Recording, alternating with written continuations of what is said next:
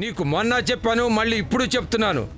రేపు పెళ్లి వాళ్ళు వచ్చినప్పుడు దాని పేరెత్తినా, అసలు నీకు కూతురు ఉందని చెప్పినా నా మీదొట్టే.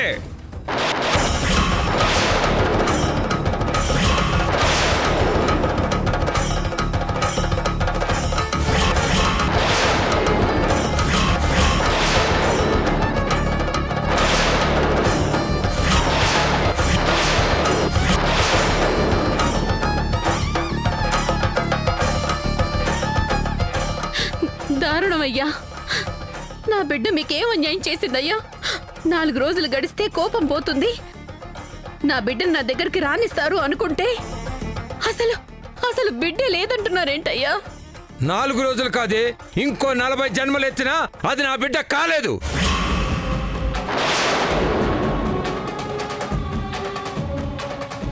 దాని మొహం కూడా చూడను, అది ఎప్పుడో నా దృష్టిలో చచ్చిపోయింది.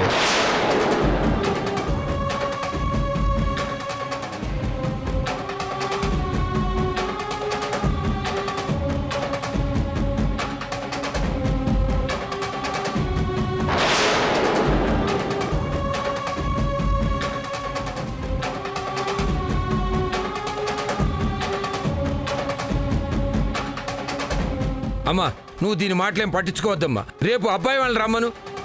ఇది ఏమన్నా వాగితే ఇక్కడి నుంచి వెళ్ళిపోయేది వాళ్ళు కాదు, నా శవం వెళ్తుంది.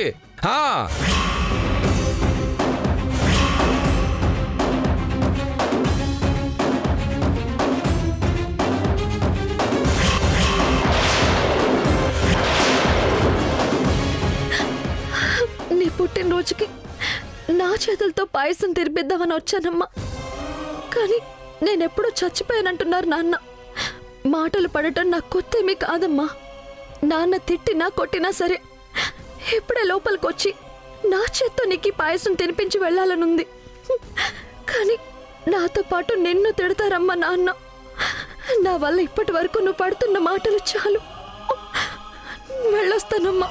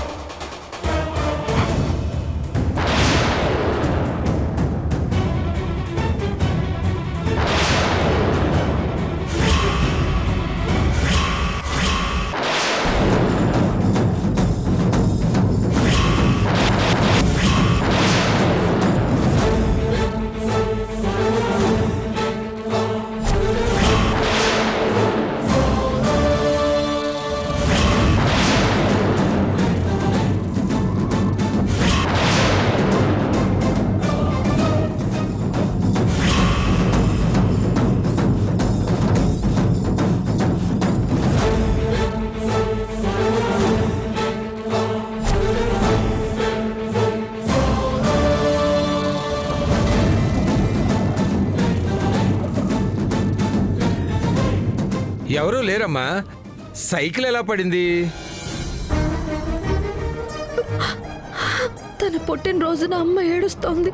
దేవుడా, దయచేసి అమ్మని హ్యాపీగా ఉంచు.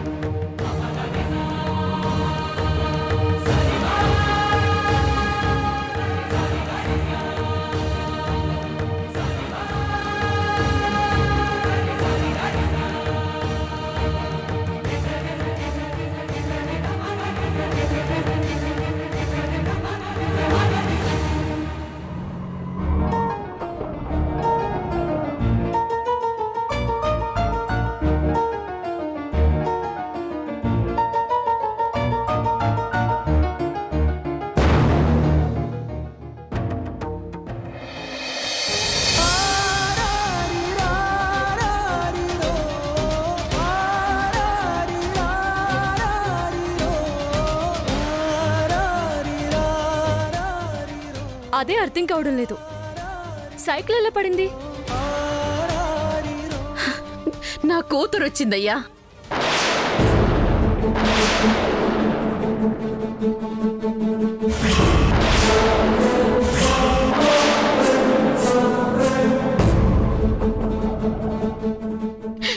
ఈ రోజు నా పుట్టినరోజయ్యా. నా బిడ్డ నా కోసం గుడికి వెళ్ళి అర్చన చేయించి నా కోసం పాయసం చేసి తీసుకొచ్చింది.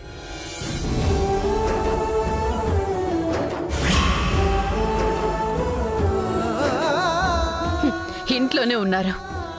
కనీసం మీకు ఆ విషయం కూడా గుర్తులేదు. నా బిడ్డకి మీకు ఉన్న తేడా అదేనయ్యా.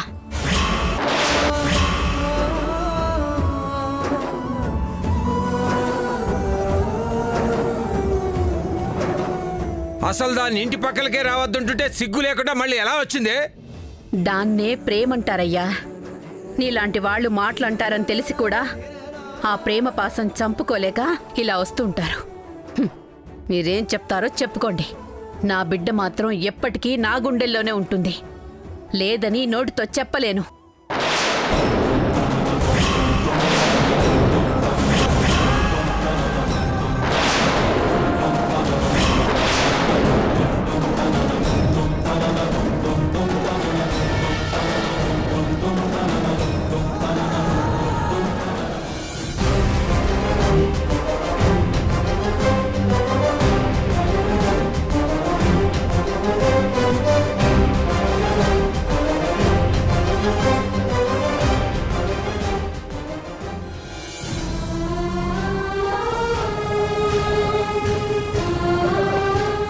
అదేదో పనికిమాలిన పని చేసి ఇంటి పరువు తీసిపోతే మిగిలిన ఒక కూతురు జీవితం కూడా దానివల్ల నాశనం కాకూడదని ఒక్క మాట చెప్పమంటే ఎన్ని ఆలోచిస్తున్నావే నువ్వు? ఇప్పుడు నీకు ఇంకో కూతురుంది, అది ఇలాంటి పరువు తక్కువ పని చేస్తుందని చెప్పావే అనుకో, వెంటనే సంబంధం క్యాన్సిల్ చేసుకుని వెళ్ళిపోతారు. నాకు పెళ్ళైతే ఏంటి, అవ్వకపోతే ఏంటి? నీకు మొన్న చెప్పాను, మళ్ళీ ఇప్పుడు చెప్తున్నాను. రేపు పెళ్లి వాళ్ళు వచ్చినప్పుడు దాని పేరెత్తినా అసలు నీకో కూతురు ఉందని చెప్పినా నా మీదొట్టే.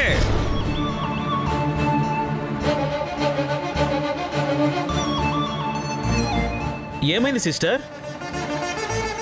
అడు లుల్లి ఏమన్నా జరిగిందా? భయ్యా చెప్పినట్టు అయ్యా ఏమన్నా అన్నాడా? ఏం అడగద్దు, నాకివన్నీ మామూలే. నువ్వు తొందరగా పోనీ.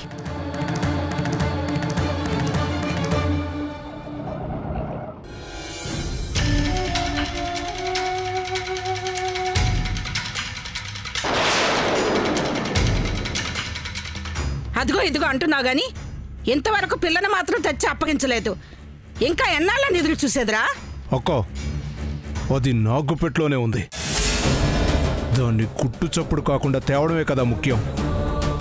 అది బయటికి ఎప్పుడు వస్తుందా దాన్ని ఎత్తుకొచ్చేద్దామని 2 సార్లు ప్రయత్నించానక్క, కానీ మిస్ అయిపోయింది. అది నీ ఇంటి పక్కనే ఉన్నప్పుడు బయటకు వచ్చాక ఎత్తుకురావాల్సిన కర్మేంట్రా? దాన్ని ఇక్కడ తేవడం చేత కాకపోతే నా కొడుకుని అక్కడే తీసుకొచ్చి దాని మెళ్ళ తాళి కట్టిస్తాను. ఎవడు అడ్డొస్తాడో చూస్తానురా. ఎందుకక్క ఊరికి ఆవేశపడతావు? అది ఇంకో చోట ఉన్నట్లయితే నువ్వు అన్నట్టే చేసుండేవాళ్ళం. కానీ మా ఓనర్ల సంగతి చెప్పాను కదా, అక్కడ ఇలాంటి తేడా ఏదైనా జరిగిందని తెలిస్తే ప్రాణాలతో ఉండనివ్వడం.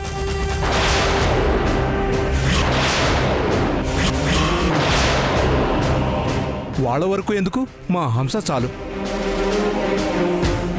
వాళ్ళంటే తనకి చాలా ఇష్టం. వాళ్ళ మీద ఈగను కూడా వాళ్ళనివ్వదు. అయినా అంతా చూసుకోవడానికి నేను ఉన్నాను కదక్క, నువ్వెందుకు కంగారు పడతావు? ఏంటి నువ్వు చూసుకునేది? మా అమ్మ దగ్గరికి రాగానే నీకు కూడా మర్చిపోయింది ఏంటి మావయ్య?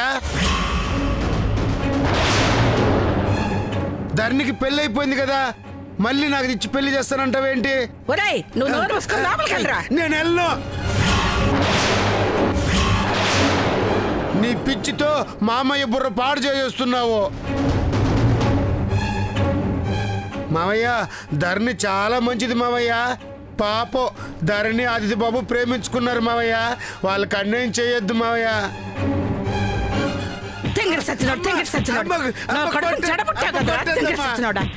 అక్క వద్దక్క, నా మేనల్లుడిని ఎందుకు కొడతావు?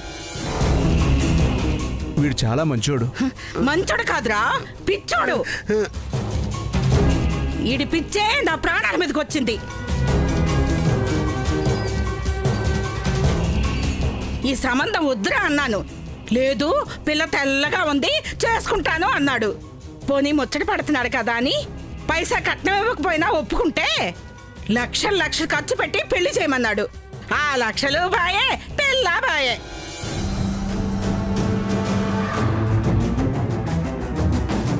మళ్ళా దాన్ని తీసుకొచ్చి పెళ్లి చేస్తానంటే ఇప్పుడు వద్దంటున్నాడు. చూడు, తెంగర సచ్చినాడు. రేయ్, ఈసారి దాన్ని తెచ్చాక తాళి కట్టను అది ఇది అన్నావు అనుకో, కొడుకు అని కూడా చూడను. అమ్మ నువ్వేమన్నా చేసుకో, నేను మాత్రం దానిని పెళ్లి చేసుకోను. మళ్ళీ వస్తున్నాడు.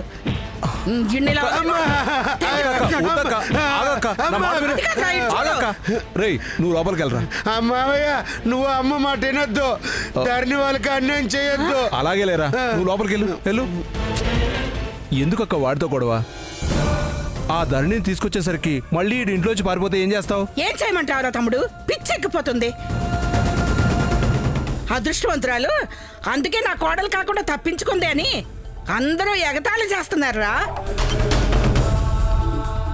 వాళ్ళందరూ నోళ్లు మూయించాలంటే అది నా కోడలుగా రావాల్సిందేరా. కానీ తింగర సచ్చినాడు పెళ్లి చేసుకోని అంటున్నాడు. అక్క, ముందు ధరణినైతే తీసుకురాని. శంకరేని ఒప్పించడం ఎంతసేపు? అసలు ఆ ఆదిత్యగాడి అడ్డు తొలగిస్తే ధరణి గురించి పట్టించుకునే దిక్కే లేదక్క. వాళ్ళ ఇంట్లో వాళ్ళు కూడా అది చచ్చిందనే వదిలేశారంట. రేపు శంకరయ్యతో పెళ్ళయ్యాక వేరే దిక్కు లేక చచ్చినట్టు ఇక్కడే పడి ఉంటుంది. అదే కావాలరా నాకు. ముందైతే అది వచ్చేలాగా చూడు. సరే అక్క, నేను వెళ్ళొస్తా, నువ్వు జాగ్రత్త. అలాగే.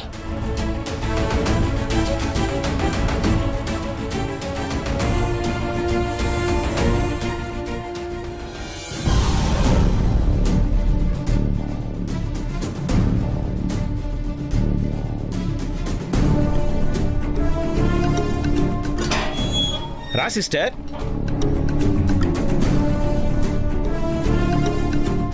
నువ్వెక్కడికి? భయ్యతో కాసేపు ముచ్చట్లు చెప్పిపోతా సిస్టర్. ఎందుకు? అక్కడేదో జరిగింది, దారంతా ఏడుస్తూ వచ్చానని చెప్పడానికా? ఏ ఊకో సిస్టర్, అట్లాంటి దూరం చెప్తారా? నీ నోట్లో ఏవి దాగదని నాకు తెలుసు. తర్వాత తీరిగ్గా వచ్చి మాట్లాడుకోవచ్చు. బయలుదేరు. సరే సిస్టర్, పోయేస్తా.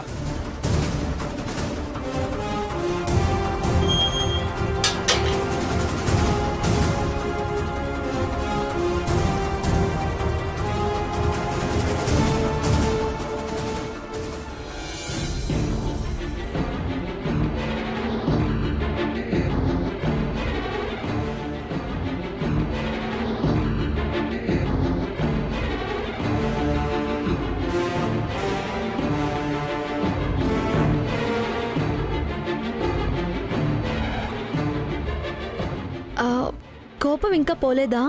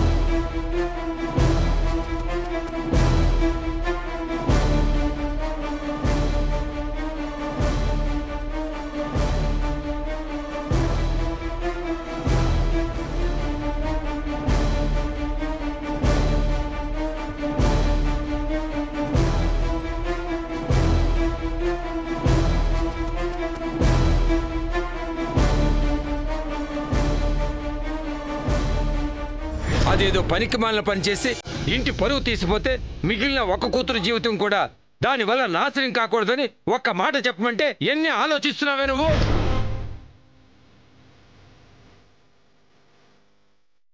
ఇప్పుడు నీకు ఇంకో కూతురుంది, అది ఇలాంటి పరువు తక్కువ పని చేస్తుందని చెప్పావే అనుకో, వెంటనే సంబంధం క్యాన్సిల్ చేసుకుని వెళ్ళిపోతారు. నాకు పెళ్ళైతే ఏంటి, అవ్వకపోతే ఏంటి? రేపు పెళ్లివాడు వచ్చినప్పుడు దాని పేరెత్తినా అసలు నీకో కూతురు ఉందని చెప్పినా నా మీదొట్టే.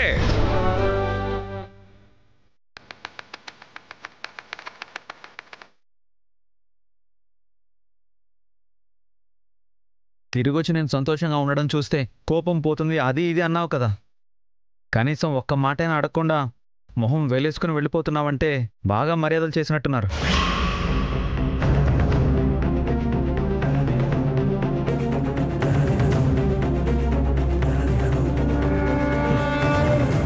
మొహం చూస్తేనే తెలిసిపోతుందిలే. ఈసారి ఏమన్నారు?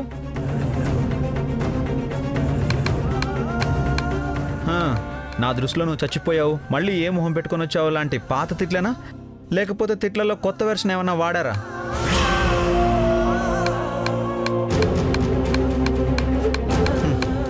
నీతో పాటు నాకు కూడా బాగా అక్షంతలు పడ్డాయి కదా.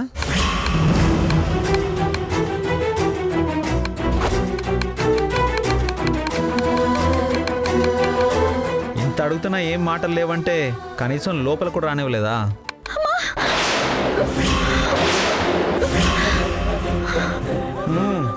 అమ్మ దగ్గరికే వెళ్ళావు కదా, ఒక్కసారి చూస్తే ఆ సంతోషం చాలన్నావు. ఇంకా సరిపోలేదా మళ్ళీ అమ్మ అమ్మ అంటున్నావు?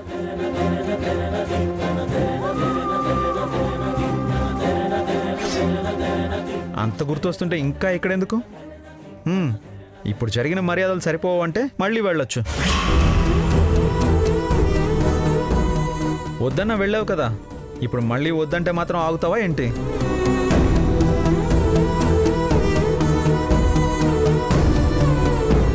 అసలు నేను ఇంత మాట్లాడుతున్నాను, ఒక్క మాట కూడా మాట్లాడవేంటి? వద్దన్నా వెళ్ళింది నువ్వా నేనా? కోపం ఉండేది నీకా నాకా? మాట్లాడు.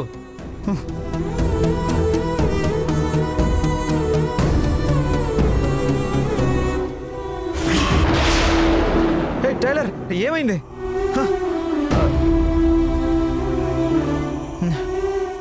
వేలు కట్ చేసుకున్నావా? ఎక్కడో ఆలోచనలు పెట్టుకొని కూరలు కోస్తే వేళ్ళు తెగుతాయి.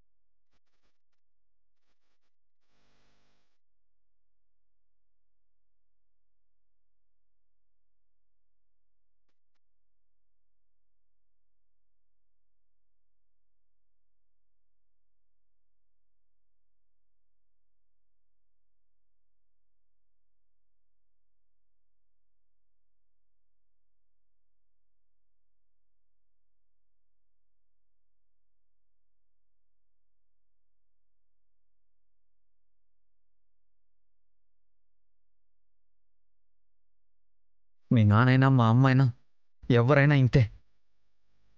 వాళ్ళ మాట విన్నంత వరకే, వినకపోతే బద్ద శత్రువులం అయిపోతాం. మా అమ్మేమో మనల్ని విడదీయాలని చూస్తుంది, మీ నాన్నేమో ఎక్కడ కనిపిస్తావా, ఎలా తిడుదామా అని ఆలోచిస్తుంటాడు. అవును, మీ అమ్మగారి కోసం పాయసం తీసుకెళ్ళావు కదా, కనీసం ఆ పాయసం అయినా తినిపించావా?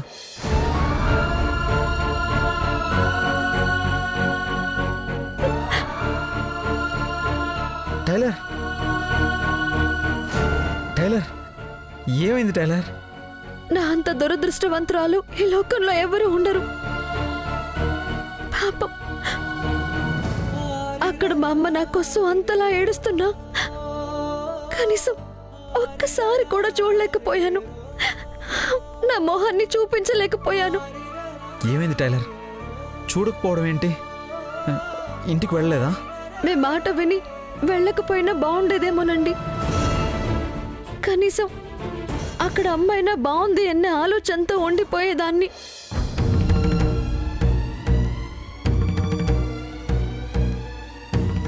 నా బిడ్డ మీకేం అన్యాయం చేసిందయ్యా? 4 రోజులు గడిస్తే కోపం పోతుంది, నా బిడ్డను నా దగ్గరికి రానిస్తారు అనుకుంటే అసలు బిడ్డే లేదంటున్నారేంటయ్యా? 4 రోజులు కాదే, ఇంకో 40 జన్మలెత్తినా అది నా బిడ్డ కాలేదు. నన్ను ఎన్ని మాటలన్నా ఇష్టమైతే పడతాను, లేదా దూరంగా వచ్చి ఇదిగో మన బతుకు మనం బతుకుతాం. కానీ మా అమ్మ ఎక్కడికి పోతుంది? నన్ను మర్చిపోయి బ్రతకలేక గుర్తు చేసుకున్న ప్రతిసారి నాన్నతో తిట్లు తింటూనే ఉండాలి. నా వల్ల అమ్మకి కూడా ఎన్ని కష్టాల్లో చూడండి. ఊరుకో టైలర్, ఊరుకో, ఏడవకో.